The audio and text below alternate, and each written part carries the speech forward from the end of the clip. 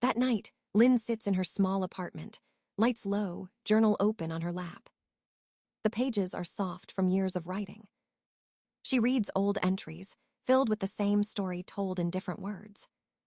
Money sent home. Excuses made. Promises broken. She remembers turning 18. Her mother handed her a paper instead of a cake. An invoice. Now that you're an adult, you should contribute. $250. Half her paycheck from the grocery store. She thought it was temporary. It became permanent. Every month, another reason appeared. Electric bills. Car repairs. Barbara's, no, Mai's dentist appointment. When Lynn earned a raise, her mother's demands rose too. The better she did, the more they took.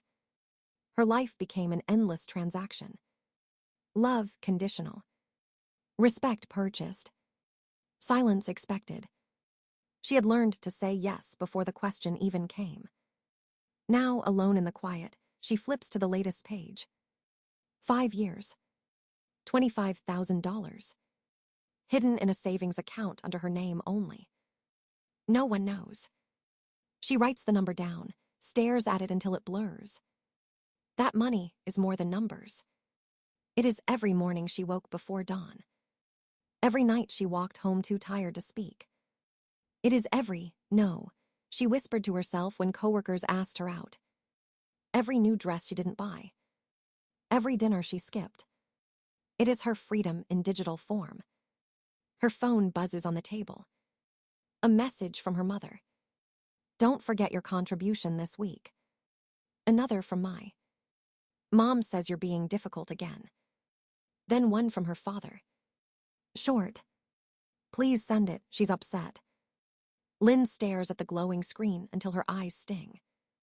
3 messages. 3 reminders of the same chain. She locks the phone and lets the silence return. Through the thin wall, she hears her neighbor Nam playing guitar. A soft tune, simple, honest. He knocks gently on her door a few minutes later. I made soup, he says. She hesitates, then accepts. The smell of ginger and lemongrass fills her small kitchen. Long day, he asks. She nods. He doesn't press for details. No guilt. No demand. Just kindness. When he leaves, she feels the weight of his absence in the best way, light. She sits again, pen in hand. Maybe, she thinks, there is another kind of family. One that gives without taking. One that listens. The thought frightens her. It also excites her. She turns to a new page in her journal. At the top, she writes 3 words. Start from 0. Her handwriting shakes, but the line underneath is steady. Tomorrow, she promises, she will not send the money. For the first time, the silence feels like peace, not punishment. The next morning, Lynn wakes before sunrise. The city outside hums quietly, unaware of her decision. She pours coffee into a chipped mug, the steam curling like courage. Her phone lights up again. Another reminder from her mother. She doesn't open it. Instead, she opens her laptop. Search bar blinking. Small apartments for rent in Dalat. Photos appear, tiny rooms filled with sunlight and quiet. She scrolls through them slowly. Each image feels like a promise.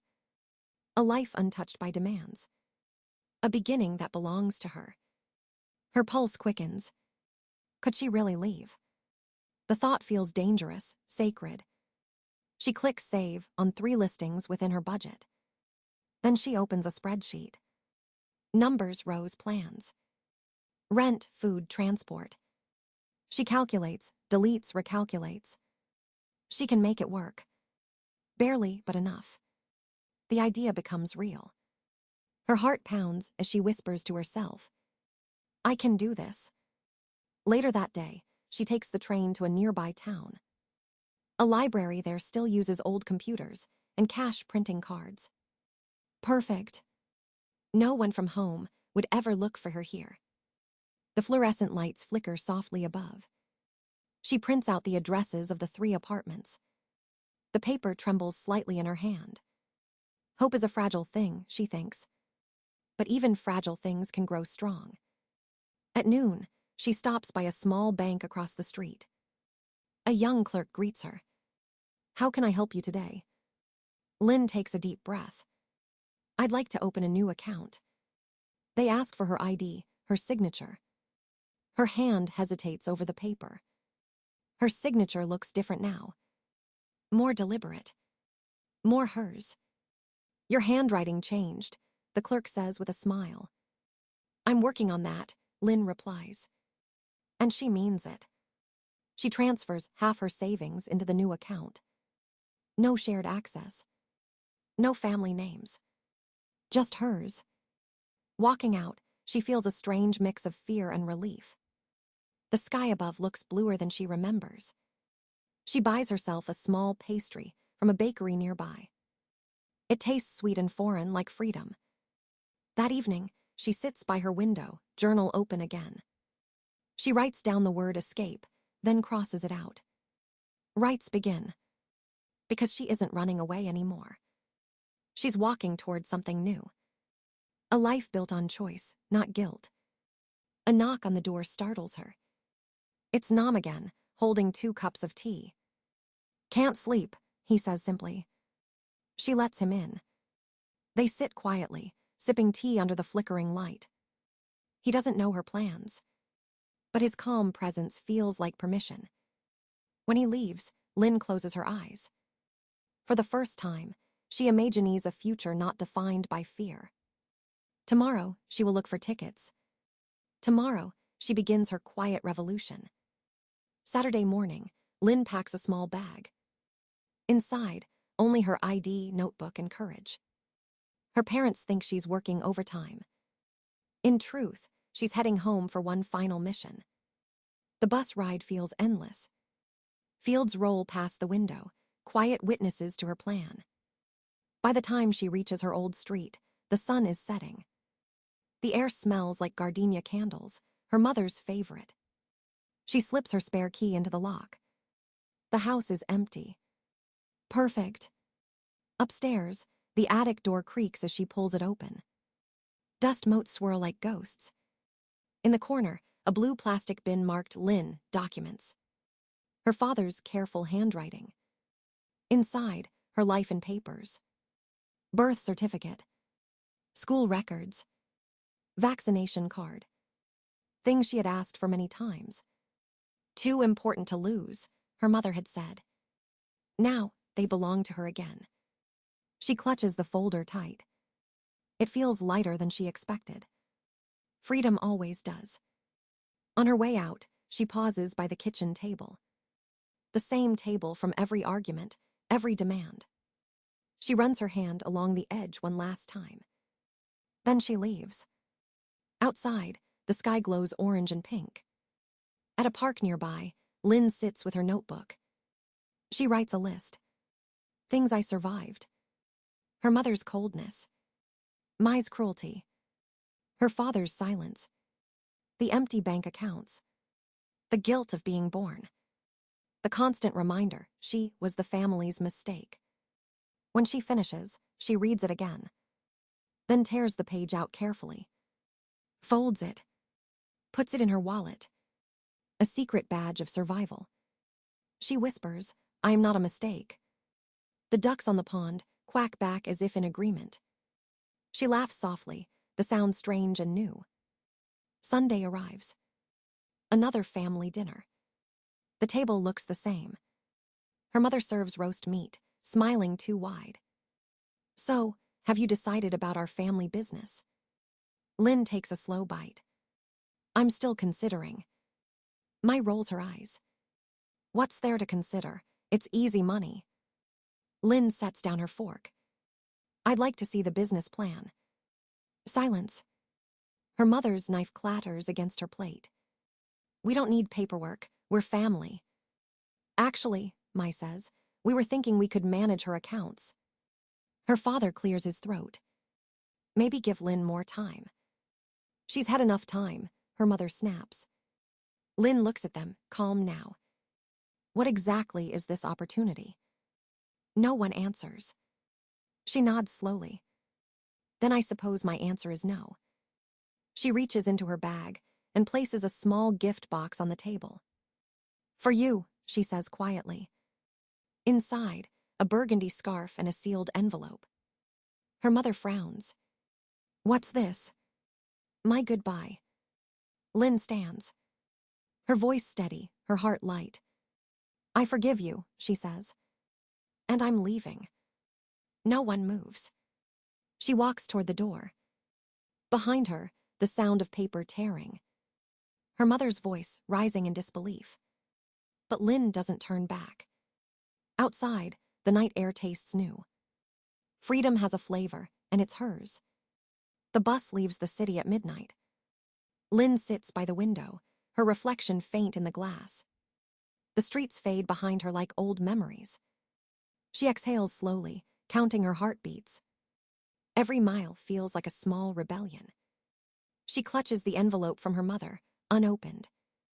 There's nothing inside she needs to read. She left words behind. She left apologies that were never hers to make. By dawn, the bus climbs into the highlands. Mist drifts across the road like a veil. When the driver stops for coffee, she steps out, breathing mountain air. It smells clean, unfamiliar, free. Her phone buzzes in her pocket. Dozens of missed calls. Mom. My. Even Dad. She powers it off without hesitation. A simple gesture, but it feels like cutting a chain. By the afternoon, she reaches Dalat. The small apartment she rented online waits for her. A narrow room, one window, one bed, in silence. She drops her bag on the floor and just stands there. For the first time, no one is watching. She laughs quietly, a sound almost foreign.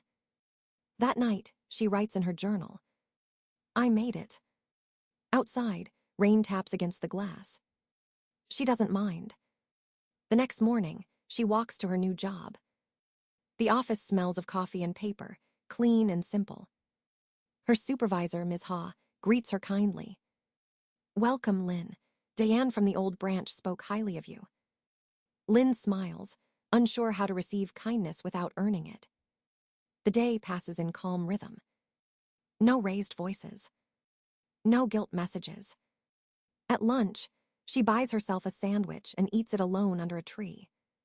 No one texts her. No one asks for money. The quiet feels enormous. That evening, a call still finds her.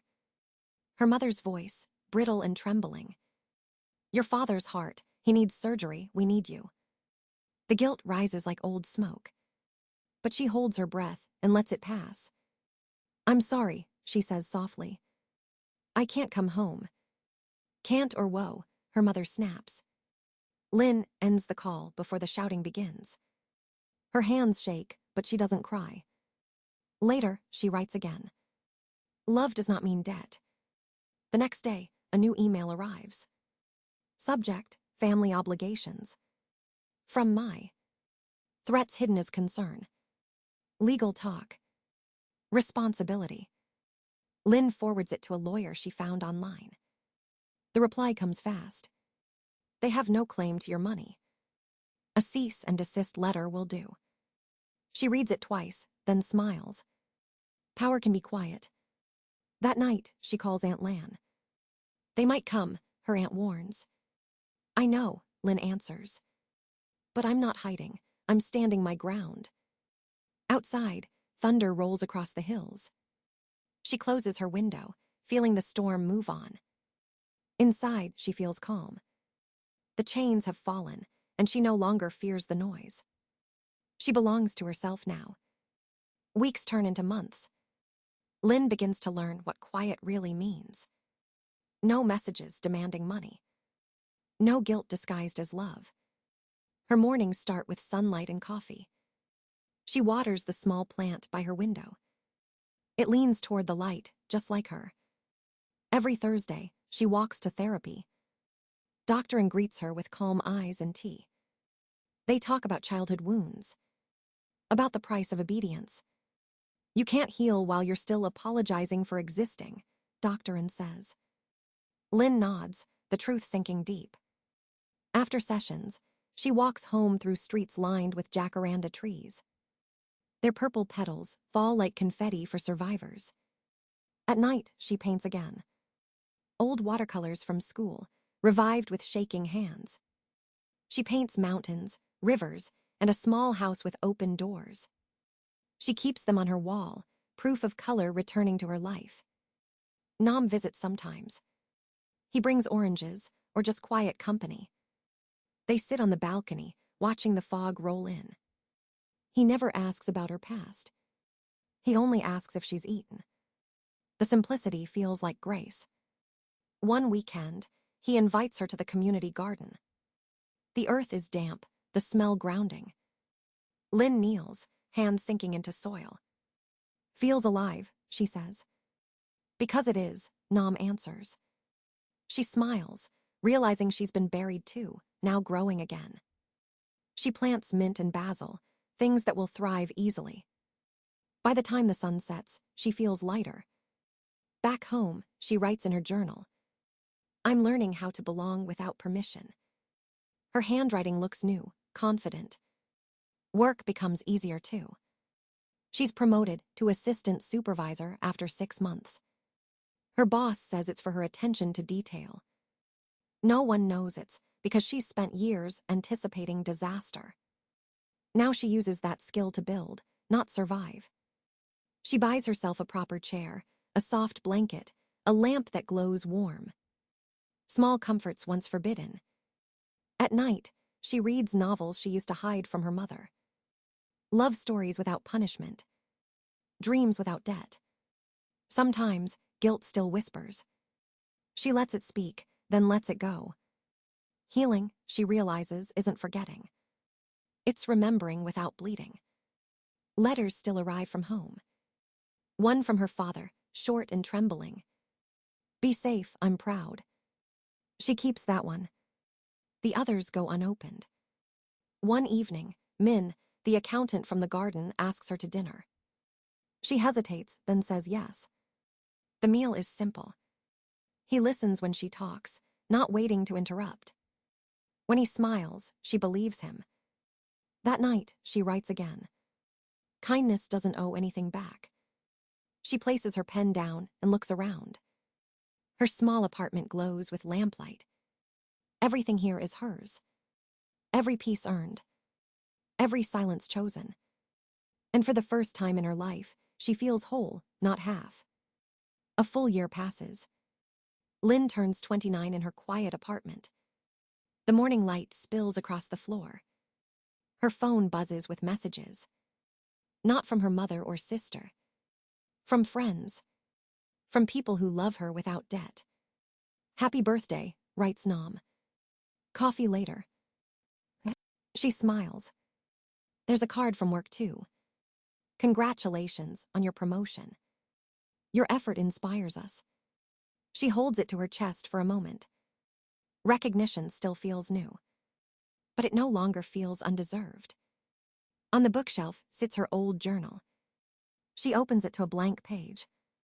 The first entry after leaving had said, "Start from zero." Now she writes, "Continue from peace." The ink flows steady. Later that week, a letter arrives. Handwritten, uncertain.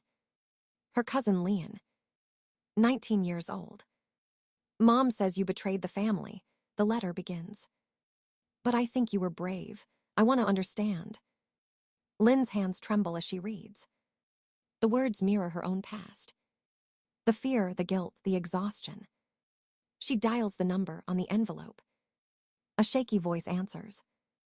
"Hi, it's me, Leon." Lynn breathes out slowly. "I'm here," she says. For an hour they talk. About work, money, expectations. About mothers who never learned to love softly. Leon cries quietly. "I'm tired," she says. "I know," Lynn replies. "You're not ungrateful, you're surviving." They promise to write again. When the call ends, Lynn feels both heavy and light. Maybe that's what healing is, carrying pain differently. That night, she stands by her window watching rain. Drops streak down the glass like tiny timelines. She whispers to the reflection, I broke the pattern. The next morning, she buys a second plant for her window. She names it Hope. The first one, Faith, leans toward it as if in greeting. Her evenings fill with small joys. Dinner with friends from the garden. Late calls with Min. Laughter without edge. Some nights, she dreams of her old home. But in the dream, she always walks away before the shouting starts. Letters still come from her mother, then stop. A single card remains on the counter. No message, only a signature. Lynn keeps it, not out of duty, but as closure. Months pass quietly. One morning, she receives another letter from Leon again. I moved out, it says. I thought of you when I packed, thank you. Tears gather but don't fall. She folds the letter, places it beside her first journal. The circle has closed. That evening, friends surprise her with a small cake. Candles flicker in soft light. Make a wish, Min says. She smiles. I already did, I'm living it. She blows out the candles. In the dark that follows, she feels only warmth. No ghosts. No fear. Only life. Morning breaks over the hills. Golden light spills through her window, soft and certain. Lynn stands with a mug of coffee, breathing slow. Her apartment smells of mint and paint. Everything here is hers. Every corner chosen. Every silence earned. She looks at the small frame on her desk. Inside, a quote she wrote months ago. Some call it a mistake, I call it my beginning. She touches the glass gently. The word mistake no longer stings. It feels distant, like a language she forgot. Her phone buzzes again. A message from Leon. Good morning, I'm okay. Lynn smiles. That's enough. She opens her journal for the last time. Writes a single line. I built a life that doesn't ask me to apologize. Closing it, she steps onto the balcony. The city hums below, alive and bright. A breeze lifts her hair, light as forgiveness. For the first time, she isn't running. She's simply living. The sun warms her face. And for the first time, she knows. She was never the mistake. She was always the miracle that followed it.